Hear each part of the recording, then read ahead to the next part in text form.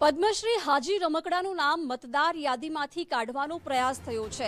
Ward number 7ના નગરસેવક દ્વારા આ અરજી કરવામાં આવી હતી, જેને લઈને અત્યારે ચકચાર મચી છે। ફોર્મ નંબર 7 રજૂ કરી નામ કાઢવા ચૂંટણી પંચમાં અરજી કરવામાં આવી હતી। અરજીમાં અન્યત્ર સ્થળાંતર થઈ ગયા હોવાનું કારણ પણ જણાવાયું હતું। 2 દિવસ પહેલા હાજી રમકડુને પદ્મશ્રી આપવાની જાહેરાત થઈ છે। હાજી રમકડું જૂનાગઢથી સ્થળાંતર થયા હોવાની અરજી કરાઈ હતી। વિપક્ષ નેતા લલિત પણસારાએ ભાજપ અને ચૂંટણી પંચનો ઉધડો લીધો છે અને ભાજપના નગરસેવક સામે કાર્યવાહી કરવામાં આવે તેવી માંગ કરી છે। ભારતીય જનતા પાર્ટીના કોર્પોરેટર દ્વારા એમનું પરિવારના અને એમનું નામ કમી કરવું એ આપણે જોઈએ। ફોર્મ નંબર 7 ભરીને દેવું ચૂંટણી પંચમાં કેટલું અત્યંત દુઃખદાયક બાબત છે।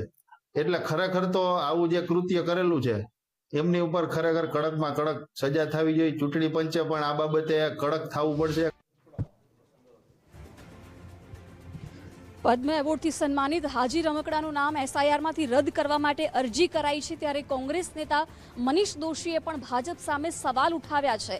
ભાજપના કાઉન્સિલરે કરેલી અરજી સામે તેમણે સવાલ ઉઠાવ્યા। કહ્યું, કલા ક્ષેત્રને કારણે હાજીભાઈએ અલગ ઓળખ ઊભી કરી છે। ભાજપ કાઉન્સિલરે અરજી કરીને ફોર્મ નંબર 7 ભરી નામ રદ કરવા અરજી કરી। રાજ્યમાં ગોરખ ધંધાના પરાકાષ્ઠાનું આ ઉત્તમ ઉદાહરણ હોવાનું પણ તેમણે જણાવ્યું। શાહબુદ્દીન રાઠોડ સાથે પણ આ પ્રકારનો ખેલ થયો હોવાનું કહ્યું।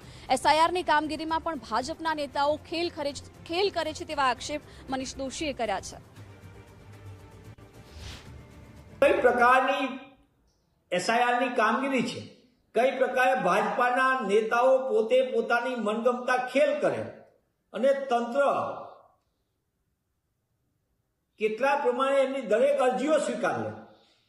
12 લાખ જેટલા ફોર્મ 7 ભરાય, એટલે કે જાણી જોઈને મતદાર યાદીમાંથી નામ ગુમ કરવાનું સુનિયોજિત ખેલ કરનાર ભારતીય જનતા પાર્ટી અને ચૂંટણી પંચની ગોઠવણના કારણે આ દેશને સંવિધાને દેશમાં આપેલો આપણને મતનો અધિકાર છે છીનવવાનું પાપ કેવું થાય એનો વધુ એક આ નમૂનો આપણી સામે આપણે દુઃખ સાથે કહેવું પડે। એક તરફ પ્રજાસત્તાક દિવસે પદ્મશ્રીથી આપણે નવાજીએ ને આપણે વાહવાઈ કરીએ, અને એ જ ગુજરાતનું ગૌરવ, દેશનું ગૌરવ એવા હાજીભાઈનું નામ મતદાર યાદીમાંથી દૂર કરવા માટે ભાજપાના નેતા કાઉન્સિલર ફોર્મ નંબર 7 ભરીને આપે કે આમનું નામ દૂર કરો।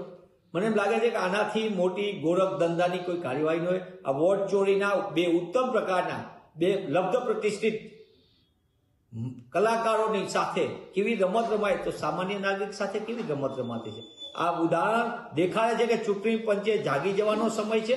ચૂંટણી પંચે આ ગોરખ ધંધાને રોકવાનો સમય પાકી ગયો છે।